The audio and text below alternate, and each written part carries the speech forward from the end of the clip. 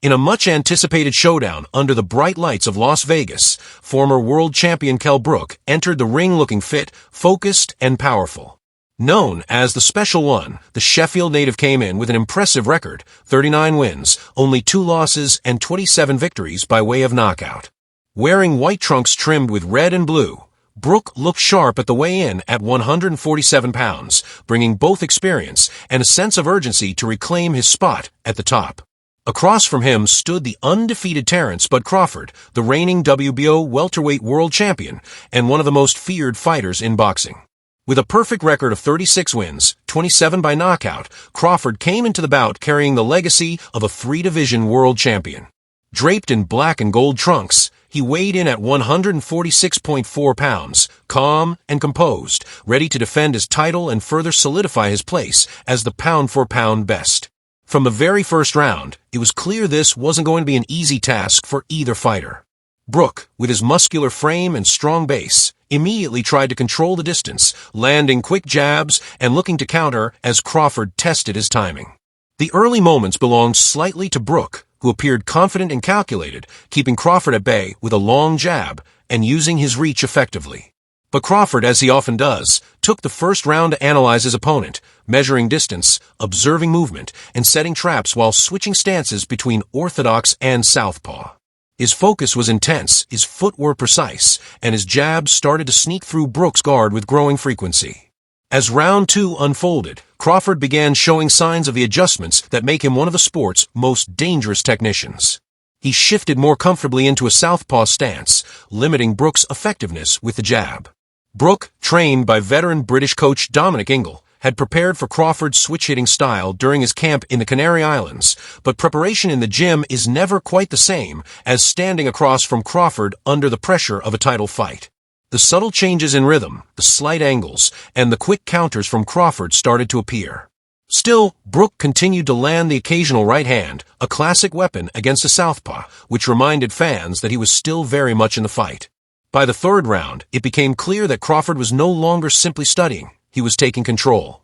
His jab became sharper, doubling and tripling up with it to disrupt Brook's timing. His ability to switch stances wasn't just for style, it was functional, calculated, and constantly forcing Brook to reset. Though Brook managed to land a clean right hand at one point, Crawford answered with a stiff jab and a combination that stopped Brook in his tracks. At this point, Crawford began slowly closing the distance. The battle of patience was reaching its peak. Both men knew that a single mistake could change the fight, and Crawford was setting the trap. Then came round 4, and with it, a dramatic shift. After feeling out Brook for the first 3 rounds, Crawford exploded with surgical precision. A perfectly timed right hand landed flush on Brook's face, sending him stumbling backward into the ropes. The ropes held him up, making it an official knockdown. Referee Tony Weeks immediately began the count as Brook tried to gather himself, visibly shaken by the blow. Crawford, sensing the end, stepped forward with calm aggression, delivering a flurry of heavy punches, each one landing clean and with intent.